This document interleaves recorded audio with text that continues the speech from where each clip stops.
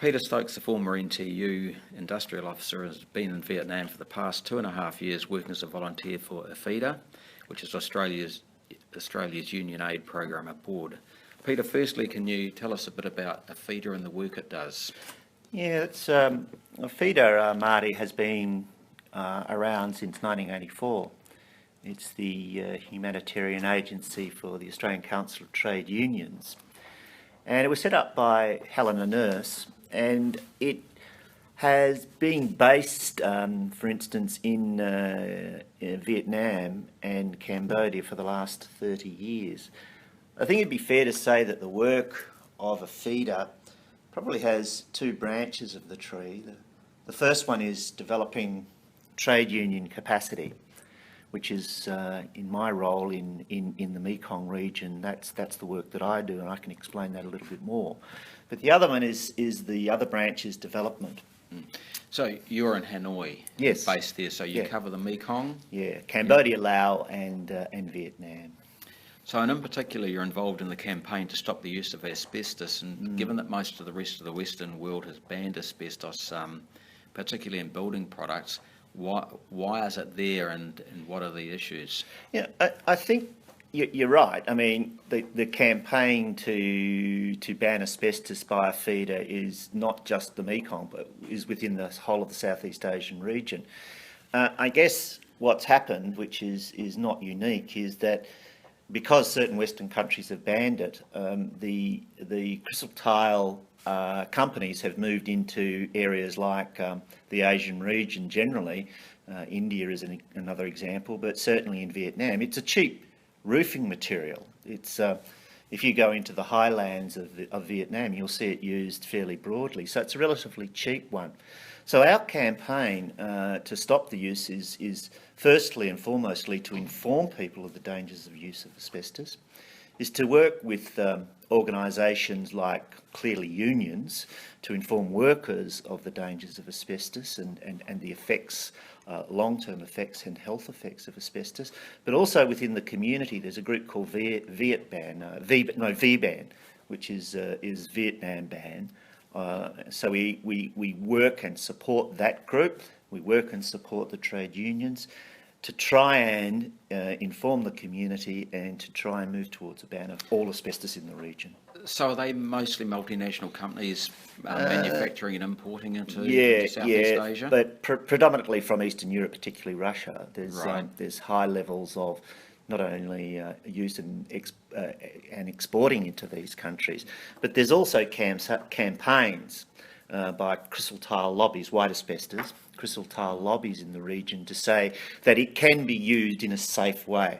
So there's a really toing and froing to try and bring to people's awareness that all asbestos is harmful, to actually counter that level of information that is flowing through. And as I said, to work very, very closely with other organisations like unions and organisations, community organisations, to inform people of the dangers. And how successful has the campaign been? Well, I think you could say that our work, in terms of working with whether it's medical people or scientists or international activists who have attended many forums there, has been successful in terms of changing government's attitudes. For instance, it's been mooted in Vietnam that they're going to be moving towards a ban, hopefully by 2020. And if Vietnam moves, then certainly Laos is likely to move.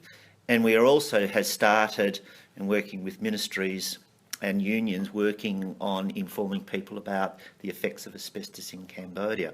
Cambodia is a different political system.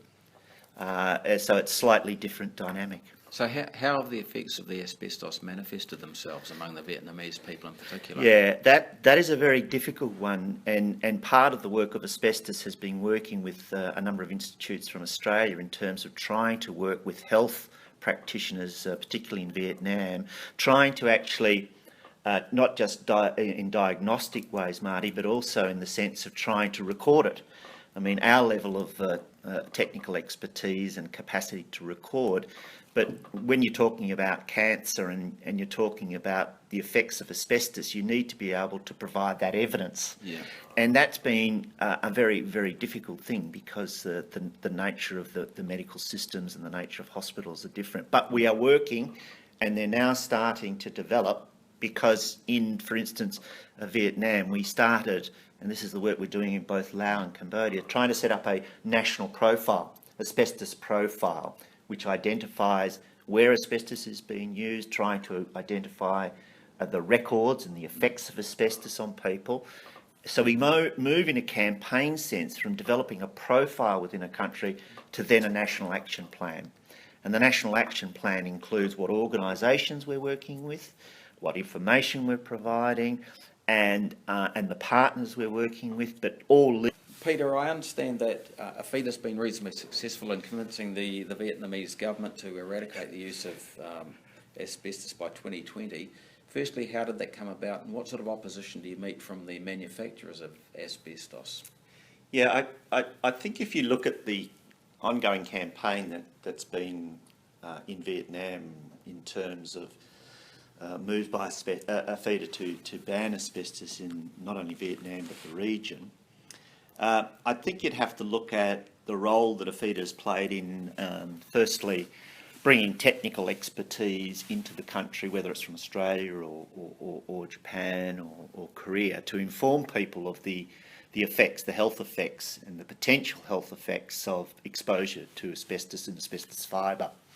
So there's been a many years of developing information and providing people with information about the effects of asbestos, and also informing people and informing government of the level of bans that have occurred in other countries, that the history of countries, particularly Australia, Marty, in the sense of our long history of use and use of asbestos over many years, and our position where we campaign to ban asbestos, that's shared with people in the region.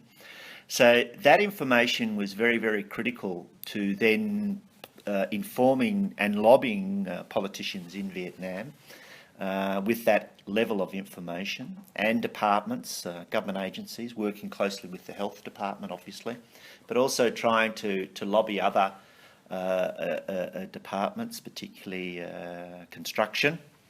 So the dual effect of both providing information and the other one of lobbying politicians. But the other important factor for us has been working with the trade union movement in Vietnam, so that workers are informed of the effects of exposure to asbestos and asbestos fibre. There are a number of factories in Vietnam that produce asbestos, particularly asbestos roof sheeting, so it was important to inform workers via their union of the effects of that. So the other thing that we've done is worked with not just government departments, but working with a community group, which is a group of community people who are there to try and not only inform but lobby to move towards a ban of asbestos. And the clearly what started that level of pressure has had an effect on government positions. But then there has conversely been the counter lobbying by the Crystal-Tight lobby group, the Roof Sheeting Association in Vietnam, who obviously have a particular interest. And so there we have had to play an important role in dealing with the misinformation around the issue. But I think in summary it would be the two things, both information, technical, health effects, and also the lobbying. But so you've made significant gains, obviously, but if we turn to other areas, Vietnam's also about to recognise a number of international labour conventions, the right to organise, the freedom of association, and certainly advances within the trade union movement. How has APHEDA been involved in the advancement in those areas? I think the role of APHEDA has historically, since 1985, when we set up in Vietnam, and also Cambodia, by the way, was always about, in terms of trade unions, is trying to develop what we call trade union capacity. And the real focus has been on bottom-up unionism. By that, for instance, as an example, the work that I do, I work with trade union trainers. I train trade union trainers to then train in some key areas like collective bargaining or consultative committees or a range of other activities. In the future, it'll be occupational safety and health, because there's new legislation going to come into existence in July of this year in Vietnam. So it's all about training these trainers and working with unions to develop grassroots trade union leaders, and what they call group leaders, we call them here union reps or shop stewards. They call them in production areas. So training these people to develop and share their information with workers about their rights and entitlements.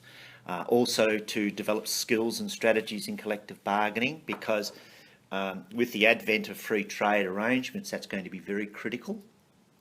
So it's about bottom-up development of those skills and expertise. Good. And what are the other projects that APHEDA is involved in within the Mekong area, your area? Yeah, well, I think the first comment I'd make is that certainly in terms of beyond the asbestos campaign, you'd have to talk about one of them being vocational education and training as a project more than a campaign. But that's about developing skills and expertise so people can actually find work or get work. So whether it's people who are disabled, or whether it's people who are poor, or whether it's people who are disadvantaged in whatever form, trying to develop their skills expertise so that they can find work and get an income. So that's one critical area for us, and unions in Australia will know that the development of skills and a skill base is fairly critical in terms of employment. The other one I would mention is, and I may have to thank our activists, brothers and sisters in South Australia, who have supported APHEDA to develop what we call HIV clubs, which are basically places where people who have HIV can safely come, discuss, be informed about particularly issues regarding their rights and entitlements and health and other legal questions, that they can feel safe and get together and meet somewhere, which was historically not always easy. So you actually looking at the work of APHEDA and looking at what we do, as I said, there's two wings: trade union capacity development in the region, and also a development generally, particularly with disadvantaged people and poor people. Okay, Peter, tell us what it's been like living and working in Hanoi after coming from Perth, a very Western country, or a very Western city, I should say. Yeah, Western city. Well, you know, I think the way in which we view the world, and it's very interesting, is that I guess you can take a position is when you visit a country, you can say, well, people should do things this way, not that way. And so when APHEDA goes about its work, it doesn't take that attitude. It actually takes the attitude, as I do, which is about how we can work with people in partnership, and that at the end of the day, we're fundamentally visitors. And if people want to share and experience what we have, we're willing to share that expertise. And so I've found that Vietnamese people certainly think very differently to us. Classic example is the way in which they would deal with a problem. We would deal with a problem. There's the problem. What's the solution? It's not necessarily the way in which other people in the world think about things. Also, the other comment that I would make beyond the obvious things like food and air and beaches and all those sorts of obvious things is that life in Vietnam and in Laos and Cambodia has had a very difficult history in the sense of war, and we perhaps all know the history of countries like Cambodia, what's happened there, in Laos and Vietnam.